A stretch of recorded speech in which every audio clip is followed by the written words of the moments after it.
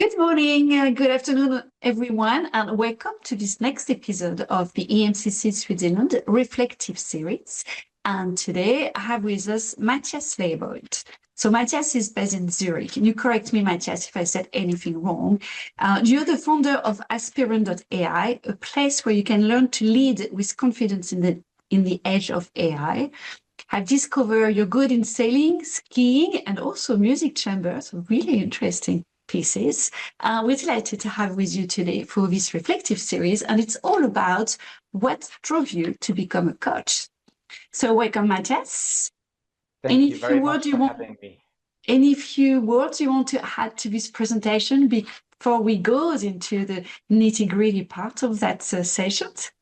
Well, first of all, as I said when I interrupted you, is thank you for having me. It's a pleasure to be here. And perhaps the one thing that hardly anyone knows about me when they first meet me is that I was originally planning to become a professional cellist. And Yes. that I had a very uh, unlikely career from music via linguistics, computational linguistics, and then into consulting for a quarter century before making the decision to become an executive coach.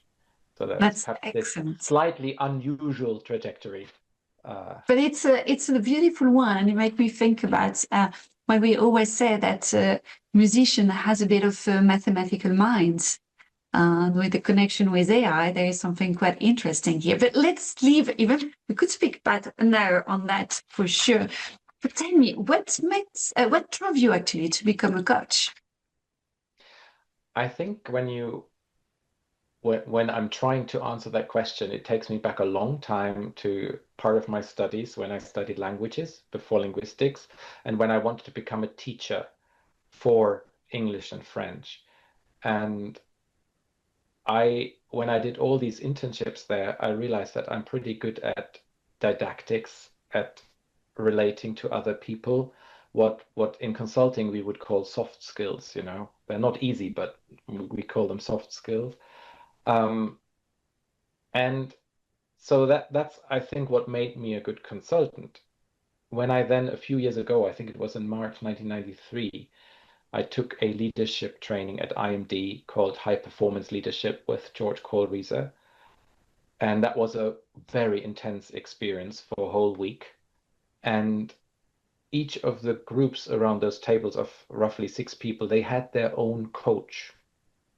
And that coach was with us, I remember, from the Sunday afternoon when the course started until the very end on Friday afternoon.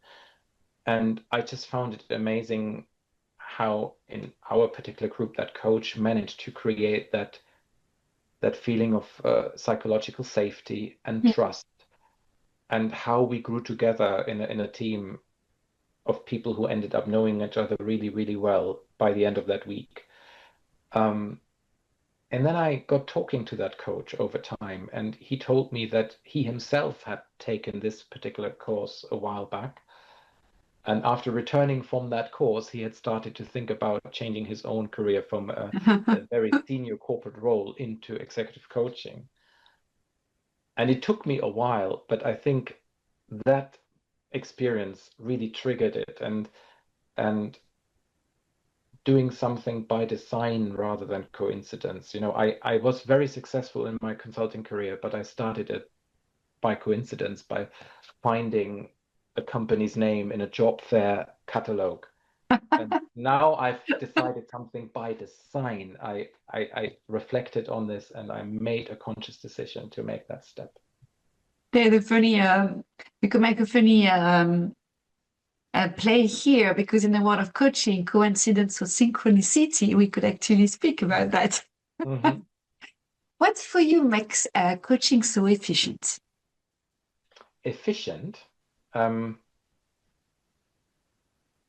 that's an interesting way of looking at it. But if I try to answer this, I would say that sometimes it just takes one good, powerful question to get the brain of the coachee move in ways that they had not expected before that session. And sometimes that one question can trigger so much on the other side.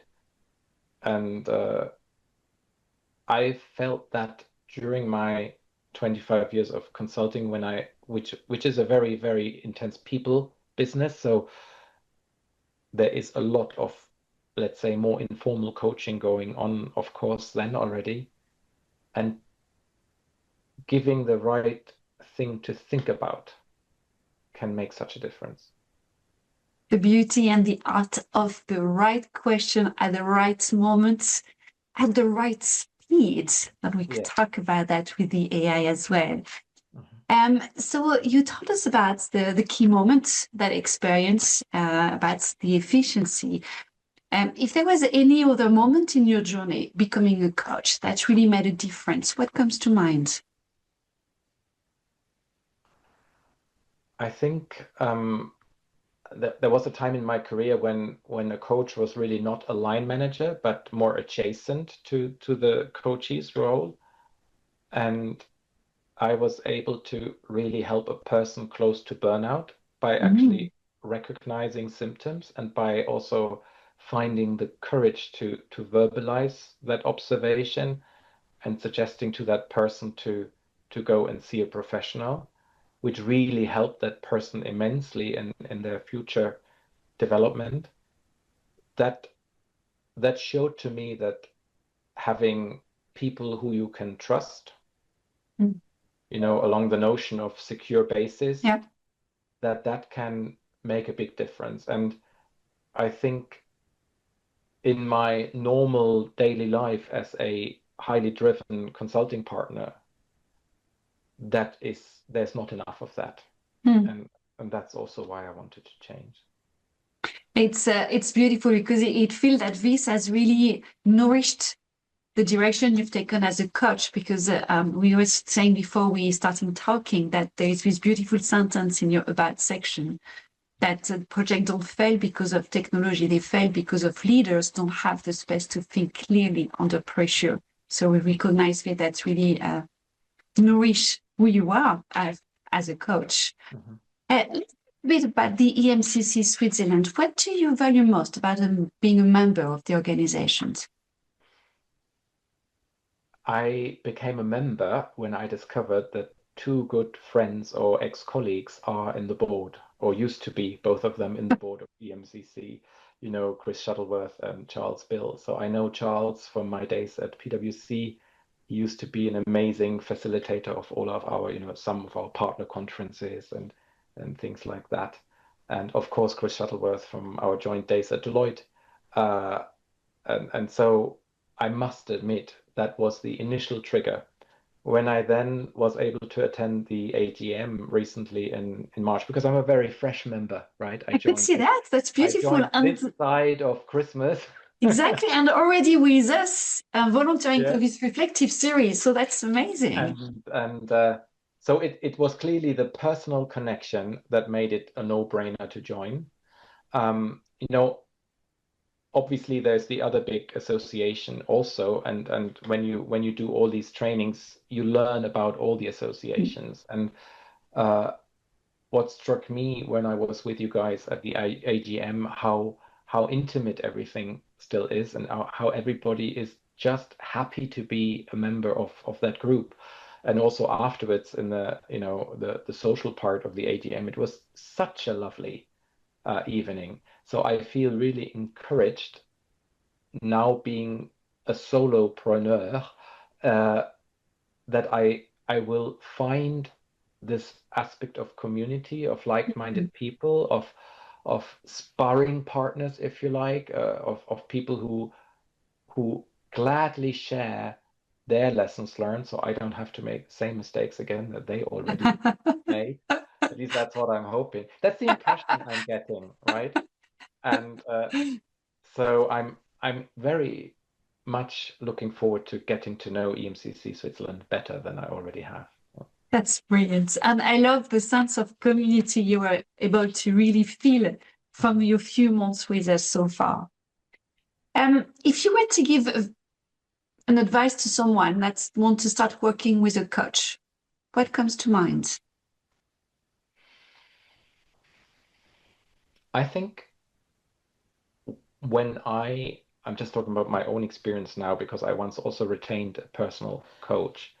And what helped me a lot was really to take those meetings seriously because A, I'm paying for them, Mm. and B, if I think a little bit about what is on my mind on that particular day, and if I can share with that coach what what I would like to work on in that session, then I get so much more out of it.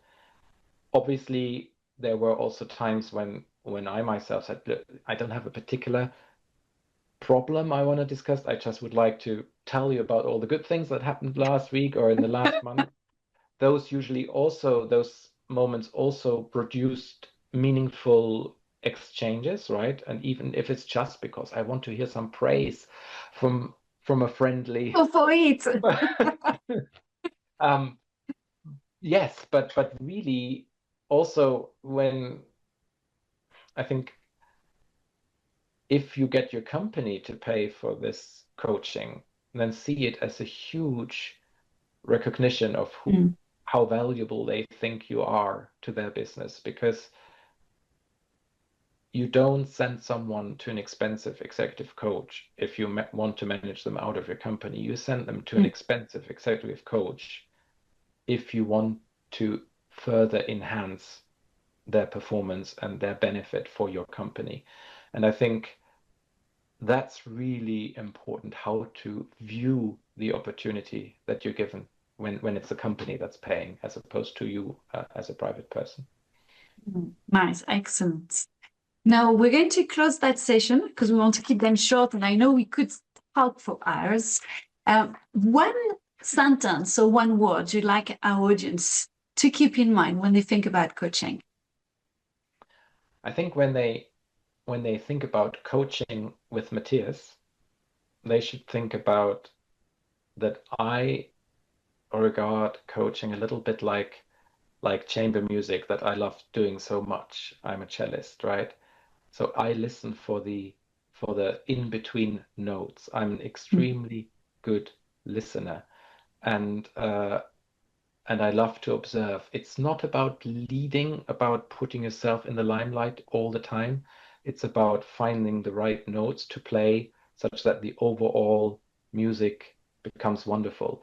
And I think this is, if you think about coaching with me, this is also something you will take away, that it's not always just about being the one in front, but it's being the valuable member of the whole orchestra, of the whole team, if you like, of that system, what matters. Beautiful. Thanks again, Matthias, for your time. Thanks everybody that joined us, and talk to you soon at the next episodes of that series. Ciao. Ciao, thanks for having me.